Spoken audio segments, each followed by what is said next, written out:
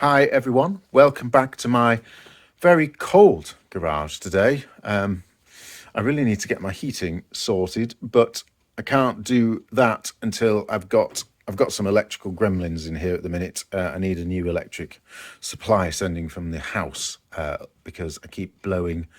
Well, I don't keep blowing things up. Things keep blowing up. Drill charger went, and then a Hoover went, and then my telly. I've got no telly. I have actually fixed it. I put a new circuit board in it, and fortunately, for £6.50, the telly lives. But I daren't plug anything in, particularly in the garage, on the sockets at the moment, for fear of blowing them up. So I certainly don't want to plug in my brand new diesel heater, which is installed in the loft at the moment. Anyway, that's for another day. In the meantime, I'll just have to freeze and wear many cardigans. This is just a little pre-intro. In fact, I've even got a little bit before the intro this time, so it's a anyway, whatever.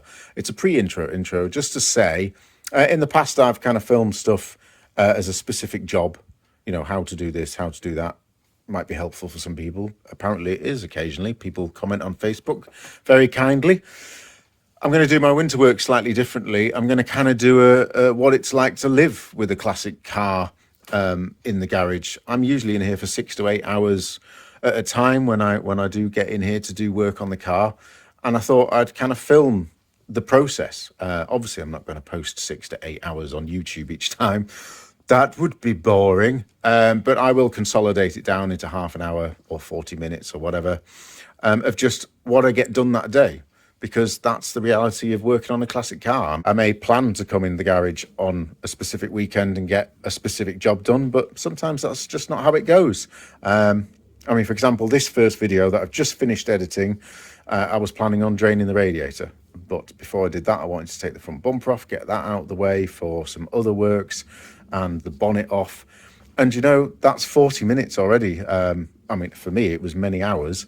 So this video is literally going to be how to take off the front bumper off a facelift Jaguar XJS, how to take the bonnet off safely, and nothing else. And I think that's fine. I'm just going to list what I've got done in the video in the title, maybe do a little intro each time with a list of what's on the video. And then if people want to see kind of the how-to and they're not bothered about the rest of the video, then I can direct them to, you know, if someone says, oh, how'd you take the front bumper off a Jaguar XJS? I go, right, just go to video number 63 or whatever it is, and they can watch just the bit about taking the bumper off. But for the rest of you, if you find it interesting seeing all the other rambling stuff that I do while I'm in here, you could just watch the video as a video. It's up to you. I don't mind. It's a free country. Or this one is, anyway, and hopefully yours is too. Right, so that's enough with me rambling for the intro. Now let's put the other little intro in, and then the actual intro with the music, and onto the video. What is this? It's only 4:30 in the afternoon. Welcome to Britain in the winter, everyone. Let's go in the garage.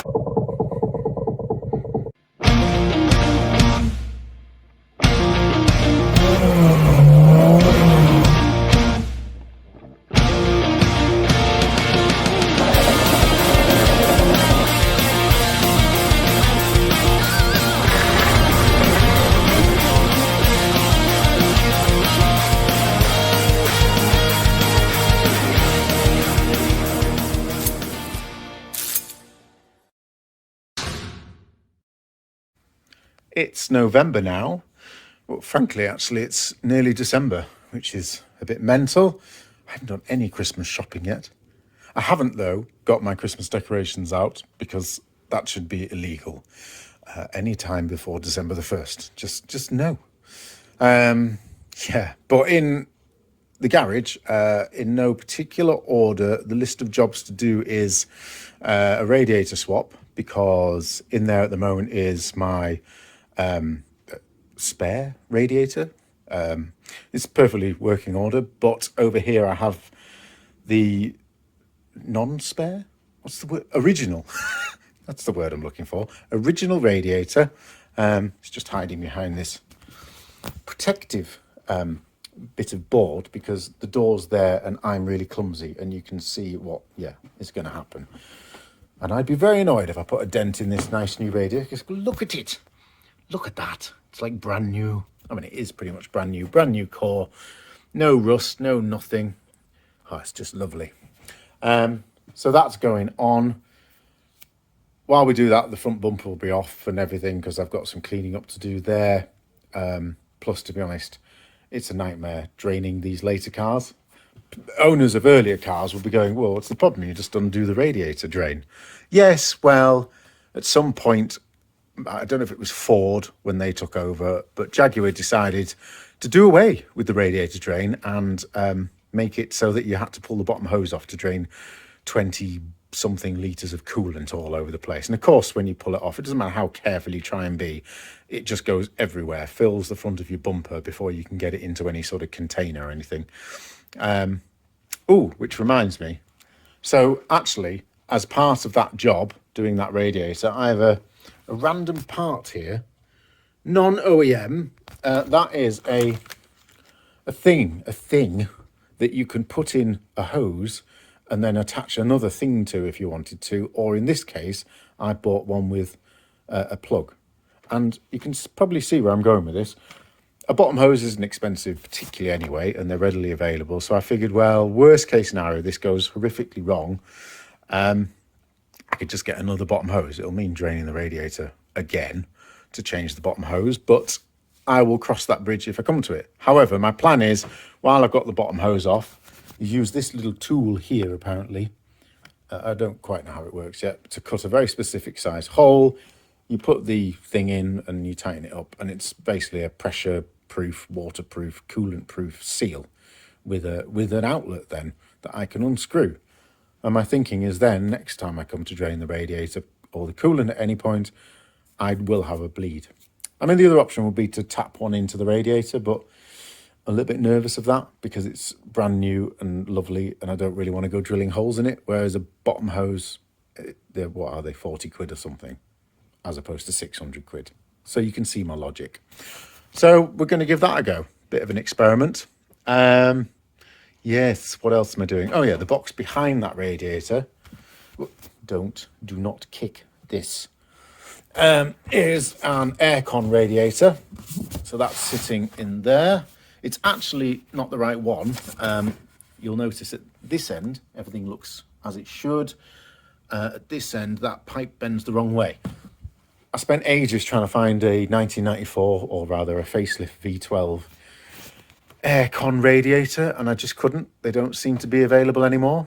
I know someone's now going to comment and go, here's a link. Look, you could have just bought it here. I couldn't find any. However, these ones, like those, are readily available. I assume they're for a 4 litre or something where the pipe goes a different way. I don't frankly know what it's for.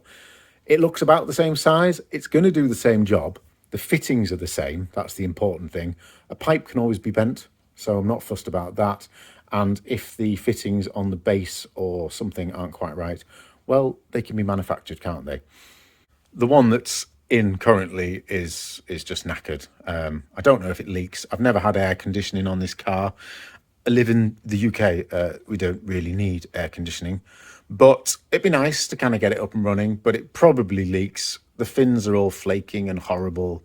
And, you know, my approach is complete OCD and I don't want it flaky and horrible. I've got a nice shiny new one there. So I'm going to make that fit one way or another. And then hopefully maybe next year we can get the air conditioning system checked, flushed, and then refilled. While the radiators and the bumper and all the front of the engine's off anyway, I'm going to take the aircon pump off and give that a good clean up.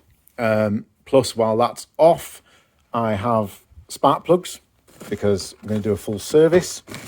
What's that? What is that? Oh, that's something else. 12 spark plugs in there. Oil filter is there ready. Still got to buy the oil, but I'll cross that bridge later. In here, so while I'm doing the spark plugs and all that kind of stuff, I'm also going to take the air intakes off, give the throttle bodies a nice clean, give the whole of the V a nice clean out, and also take off the cam covers because they're in need of a refurb. They're all flaky, painty, you know how they go.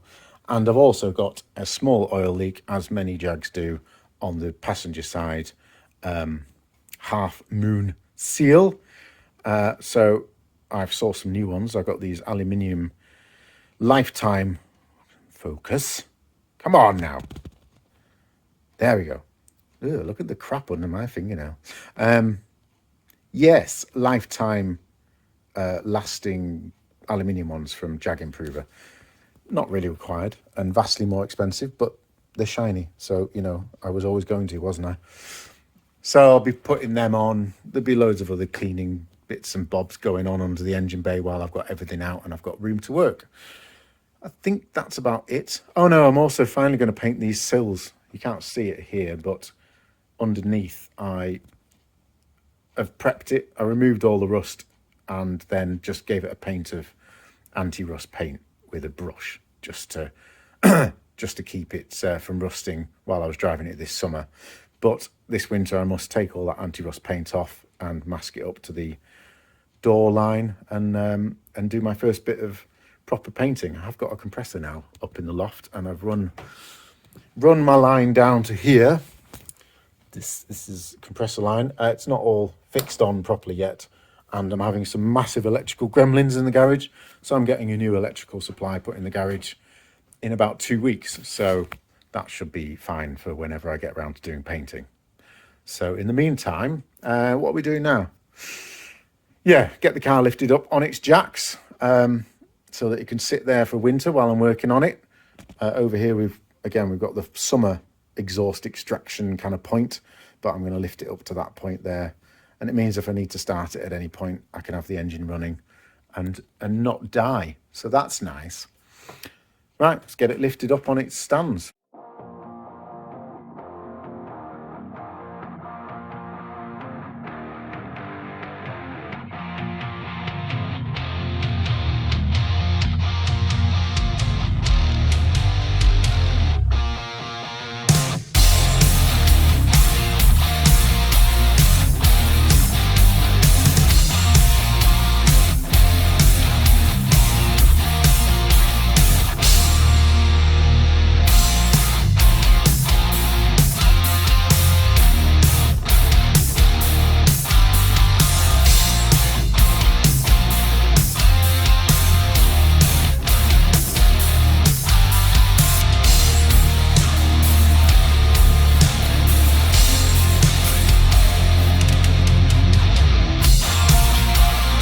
Right, whew, she's up. It's not as high as I can lift it if I need to, like when I'm taking exhaust off and stuff like that. But for the work that I'm doing, I kind of need to be able to get in over the wings and stuff. So I think that'll probably be about the right height on its lowest setting. Oh, do you know, I'm never ever going to enjoy lifting this car on axle stands. I love it down at Andy's garage where you just put it on a lift and press a button and up she goes, and you can have it up and down as many times as you like. It's always a faff. I mean, you probably noticed there I was putting little rails in under the axle, what's that thing? That thing that does the lifting thing, the lifty job thing, trolley jack. There we go, brain. Yeah. There's many upsides to having a plush carpet in your garage. It's a little bit warmer. It's very comfortable when you're sitting down or scrabbling about under the car. One of the downsides, I'll be honest, is that trolley jacks don't like to move on plush carpet. So yeah, I had to get some sort of rail. It's just a bit of L-shaped steel. Doesn't work perfectly, but it at least stops the trolley jack from dragging the car in general directions while you're lifting at different corners, which is bad because it can pull it off. Say you're lifting the back here and the trolley jack's not moving, it'll be pulling the car towards you, and then you'll suddenly find that your front passenger side axle stand has let go. You might have noticed, I don't know if you see, so once I've finished with axle stands on each corner, I tend to leave the trolley jack there jacked up for a little bit of extra protection. If I'm actually under the car, I'll also put some blocks under as well. And at the front, you'll see there, while I'm not working down there, I've got some blocks. So heaven forbid it falls off its axle stands. It's just going to drop down onto some blocks or onto the trolley jack. And I should come in and go, uh-oh, and fix it, as opposed to finding my Jag on the floor. Right, so let's get the exhaust system rigged up. And so to do that, what I do is I take the end caps off, which is just a 10mm. So let's grab a 10mm. What's that? What is that? Oh, that should be up there. 10mm, 10mm. What am I doing? There we go. Little extension? Yes, why not? Oh, I don't need the extension, actually. That was pointless extending. Come along now. I'm saying 10mm. I've fitted aftermarket clamps on mine.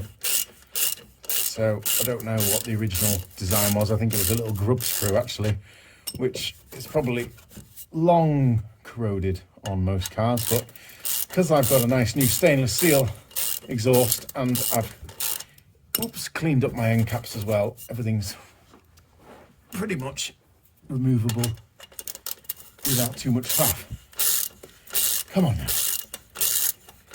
Do you really need to be that loose? No, you're just being stubborn, aren't you? Very stubborn. Come on now. That's sensible. Oh, you just got to grip that last little bit. And look, there's nothing grabbing you. You're just being a knob. There you go. Right. Let's see if this one's going to be any less of a knob.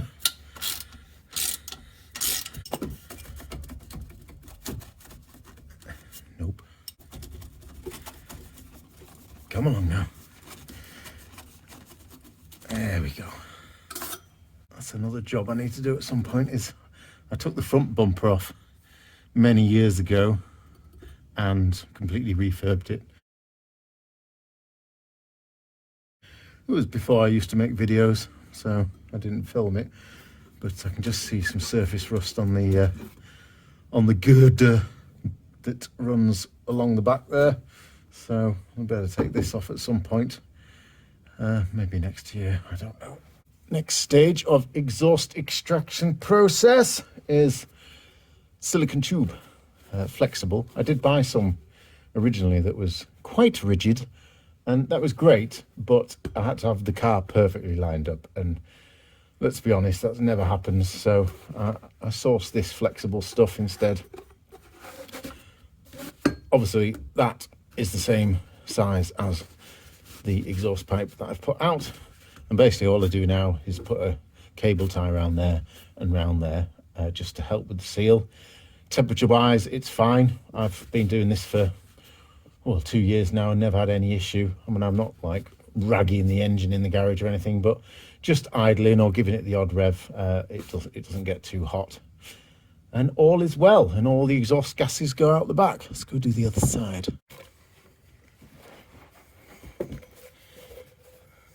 Bit squished, that one. It's also a lot shorter. I think when I cut these to size last time, the car was slightly closer down here. How much have I got to play with there? That's enough. That's all right. I'll just cable tie these while I'm here.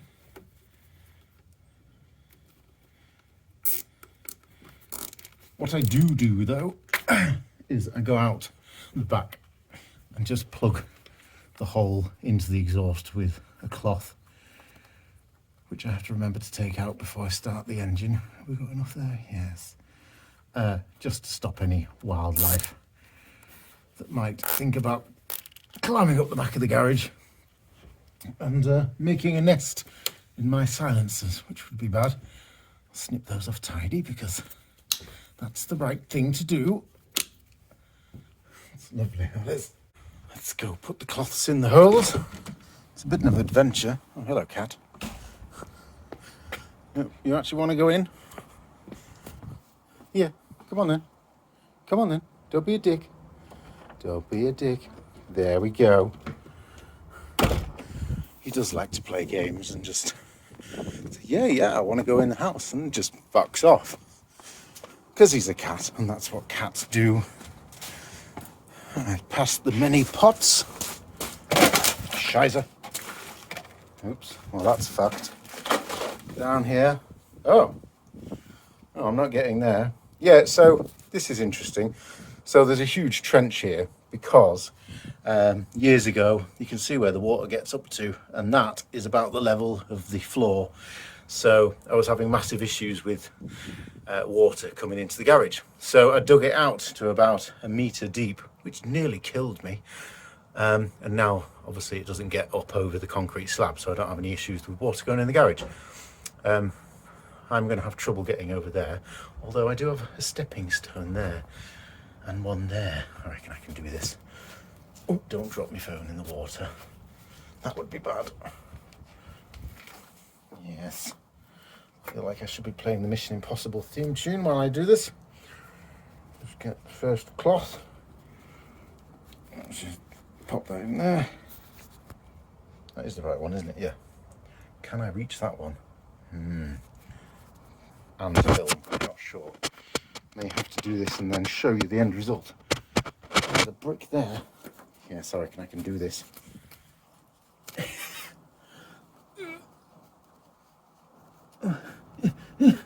Yeah.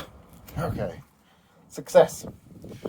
I just got to get out of this random situation now. What the fuck did I get on here? There we go. Over there. Yes. All right. So yeah, just got to remember to come and pull them out. I do have a pump as well, so if I need to, I can pump that water out. It's all fun times. These are the bins, by the way. Okay, so that's all ready to start the engine should we need to in the garage. Can't see me needing to do that until kind of oil change time, or I suppose when everything's back together and I want to check that I haven't messed everything up.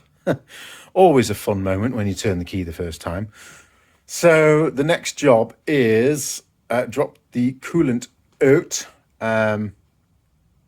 So because I'm going to be changing radiators, taking all this stuff off, taking the belts off, cleaning the front of the engine, I'm going to take everything off here, including the bonnet and the bumper and everything. But you don't need to. However, you may not have this part fitted. Mechanics have a nasty habit of taking them off in Jaguar specialist garages or wherever you take your car and just not putting them back on because they don't think they're important. So my car was missing one. I had to source this from America. Anyway, what was I saying? Yeah, you'll need to... I like to take this off as a minimum before dropping the coolant, because the bottom hose, which you can just see there, once you pull that off, like I said, 20 litres of coolant comes gushing out and just ends up all over the place in here and everything. So if you do take that off, you've at least got a bit more control and you can clean up any excess coolant off your fan flaps. You know what I mean by fan flaps, don't you? Those flaps on the fan shroud thing. Fan flaps. Yeah. So you might... Whoops. Just dropped you there. Sorry about that. You may want to just take that off if you're going to be doing this job. It's all looking quite clean and shiny up in there still, despite driving this summer. Quite happy about that. Whoa. Talking of sourcing parts from America, actually, I have a rather exciting delivery on its way, just coming through customs in the UK at the moment. Maybe I'll do a bit of a quiz. You can try and guess for the next video what it is. You can't get them. They're like impossible to source, and when they do come online, they get snapped up immediately by people like me who are desperate for it. And yeah, they're usually quite expensive, and this one just popped up on eBay in America for $200. So anyway, I'll tell you the story of the part when it arrives, but yeah, it's somewhere in the engine bay. Very hard to source, usually a lot more than $200. Yeah, guess away. Put it in the comments. Maybe there'll be a prize for whoever guesses. Gasses? Don't gas. Do not gas. Guess. Whoever guesses correctly, I don't know. We'll see.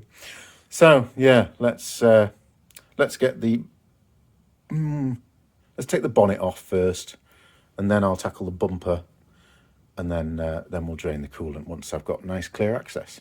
Right, as you can tell, it's clearly the next day. What do we need? Screwdrivers. Yes. And stool. Stool. Let's go with this one.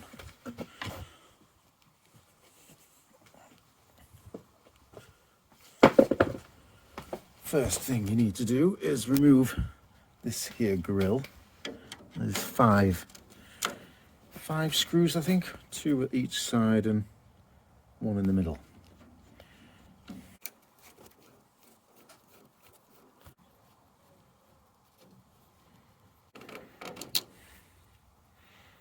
Oh yeah, I forgot. I put a little bit of strengthening plastic on that bit because I think it was, yeah, it's cracked in there. That's what that is. Yours probably won't have that on.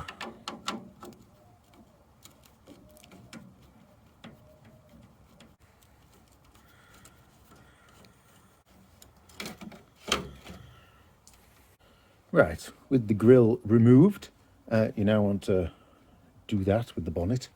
And then go in the house and get your wife's cleanest, crispest, whitest duvet. No, don't do that. Get a scruffy one. You'll see why in a minute. This is my spare garage duvet.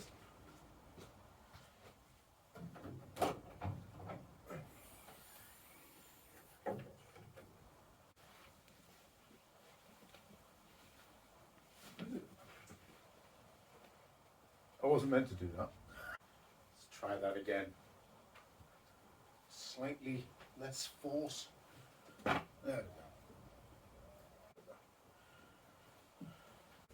go. Right, once you've got your duvet laid out, you need to remove the shock absorbery type things.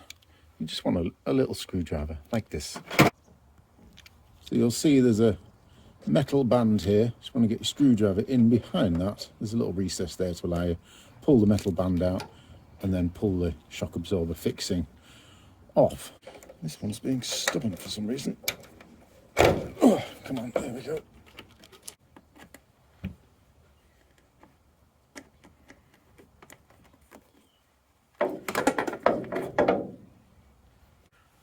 Before you undo the second one, it's a good idea to prop the bonnet up. I find my Henry Hoover extension seems to do the trick. I can now undo this one and the bonnet's not going to fall on my hands.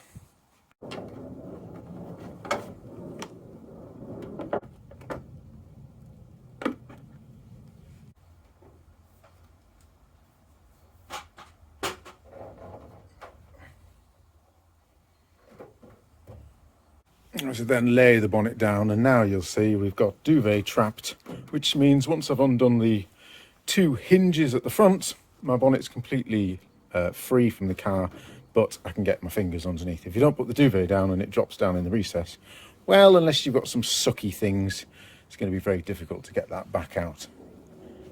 Oi, what are you doing?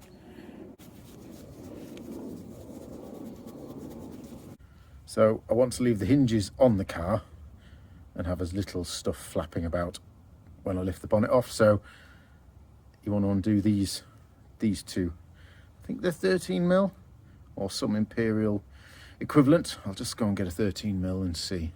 I was right, they are 13mm.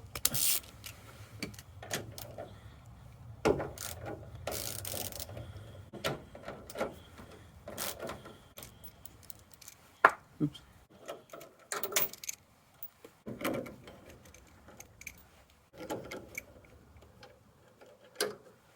Right, that bonnet is now completely detached from the vehicle.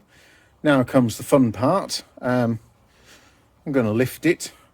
Make sure before you lift it, you know your route of where you're going to go. So I'm going to lift it off here. I've got some sheets here ready in case I need a rest after the initial lift. Because trust me, it's a big bit of metal, that is.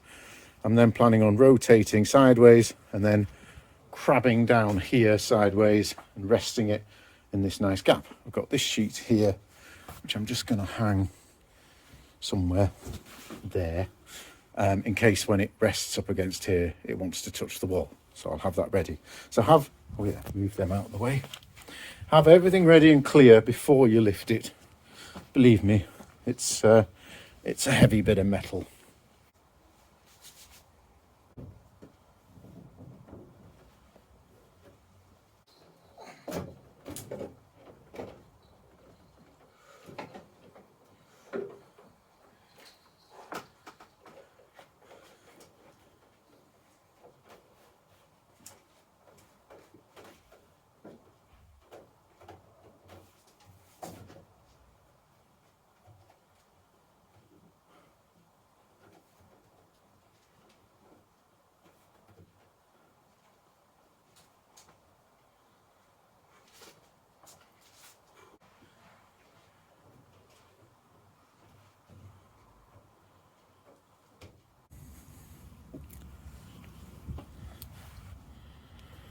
Right, as you can see with the bonnet off, we've already got wonderful access to all the radiators and stuff at the front.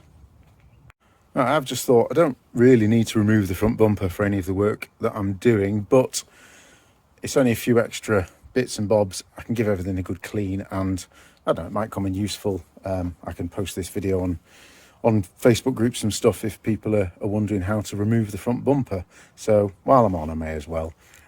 So first off, to do that, we need to get in the underneath, and remove this scuttle part. So there's bolts run along the back onto the stone guards.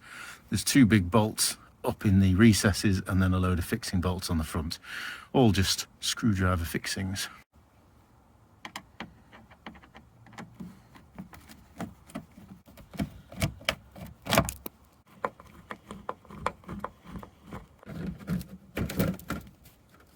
Right, with that bit removed, if I just bring you in under here without bending my hand in a weird way, you just see this this plastic trim bit. It's attached at the back with 4 fixings and should be attached at the front with 3, although this fixing here is missing because it attaches to this lower radiator grille, and the fixing here in this corner broke off ages ago. So mine is only fixed on with 2, but we need to remove that and then we can pop this grille out.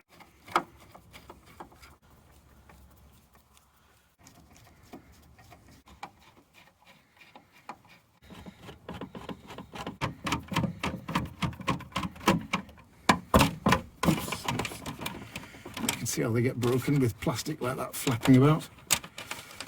Try and be a bit careful. That's that bit. Okay, so I've lifted that bit out, and now this bit is also free to just pull forward and remove. Okay, now into the front wheel arches. See there, you've got some, I think 5 screws, maybe 6 running up that side and on the inside. What's that? 1, 2. So we need to undo those and remove this stone guard.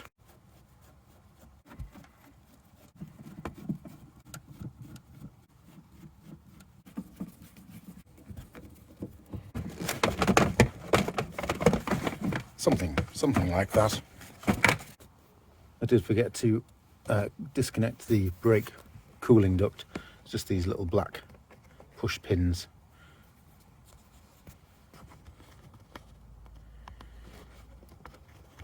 And then that will just pull off. Right, well, with that removed, I've done the other side. I didn't bother filming that because it was just a repetition of this side. You see this, well, mine's an Allen key head bolt that's been replaced at some point. Not sure what yours will be, but you need to undo that, and down there you see that nut there. That is what secures your corner chrome. You will need to pull out this weather seal. Ooh.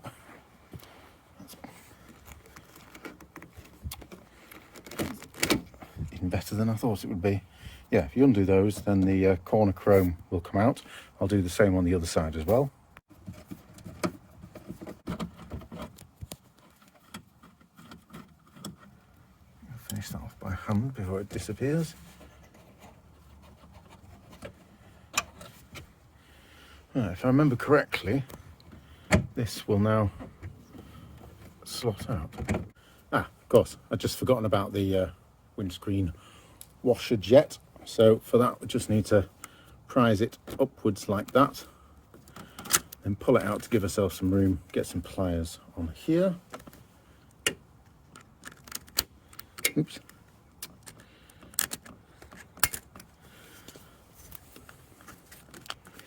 Carefully pull the jet off, trying not to snap any plastic. It's already been fixed about 1,000,000 times. I'm just going to get some lube for that.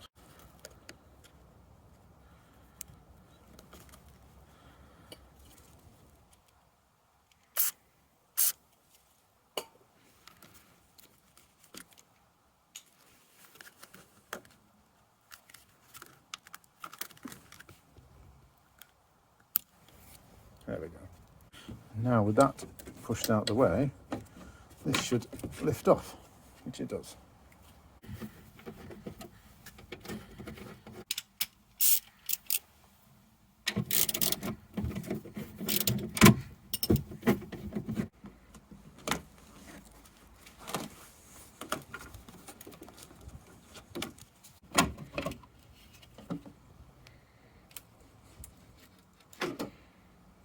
That's side crumbs. Now we can just undo 1, 2, 3 and take this middle chrome off.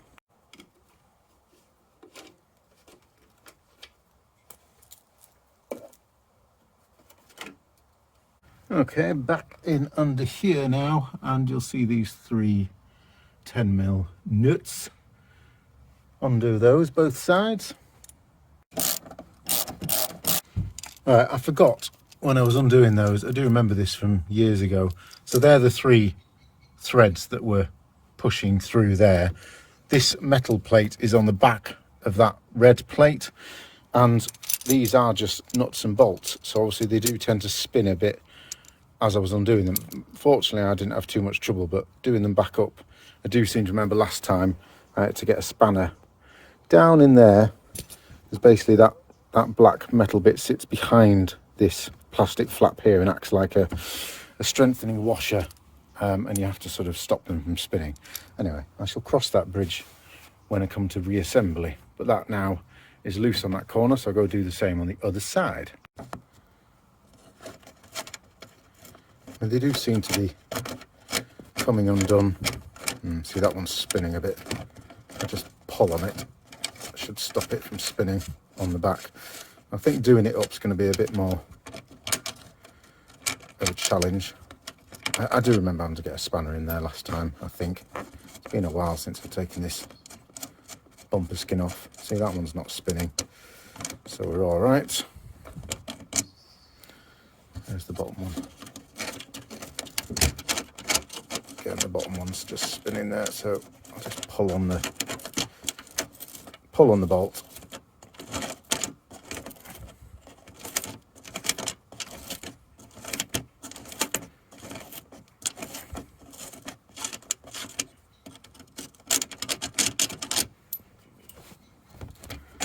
Like I said, that's those bolts are in this gap here on this rather old manky bit of metal there. Anyway, I'll take that off when I take the whole bumper off. All I've got left to do now is the number plate and these, whoops, where are they? Little push-in plastic rivet things. They just pop out, probably by hand actually, so I'll do them now.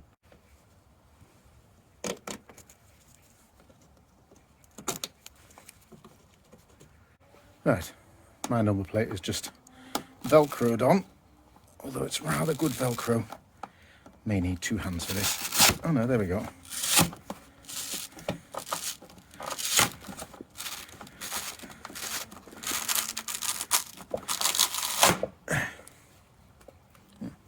Took the velcro off with it.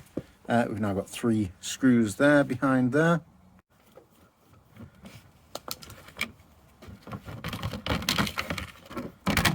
Okay, it's off. Now you're going to want to disconnect your front indicator and the other side, and then the bumper skin will slide off.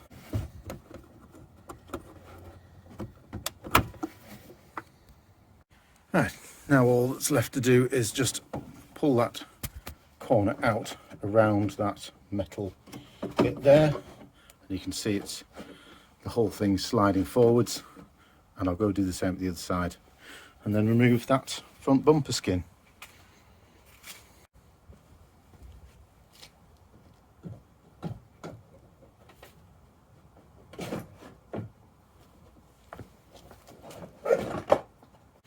To remove the front bumper girder, all we have to do is undo these 2 fixings here, and then the bumper will pull away. As you can see, these are captive at the top, so you just need to go up underneath, and there you'll see the nut. I've just got the right socket for it. What is it? 19 mil.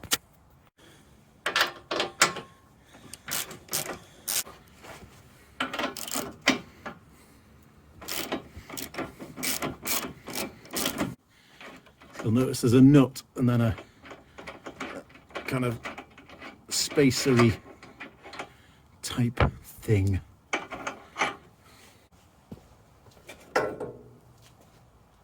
Right, and finally, this last bit of the air ducting. It's just attached here. I mean, most people's horns aren't up here. I stuck these aftermarket horns on years ago. So we've got 4 bolts, screws in along this top plate. Yeah, that's that dropped off. Okay. So you can see with all that off, I've now got access to everything up front. You know, the bottom of the radiators, oil cooler lines, all that kind of stuff. Okay, as I explained at the start of this video, that's enough for this video. I will come back in the garage. I mean, what is it now? The middle of the week.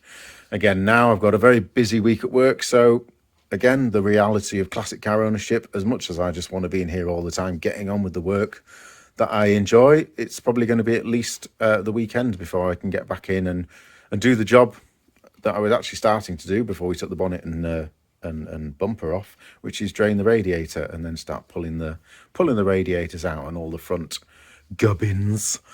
So that'll be in the next video, and I'll list whatever I get done in the next video at the start of that, and so on and so forth. And obviously, as we come out of winter, hopefully we'll be doing stuff in reverse. So that might be interesting too.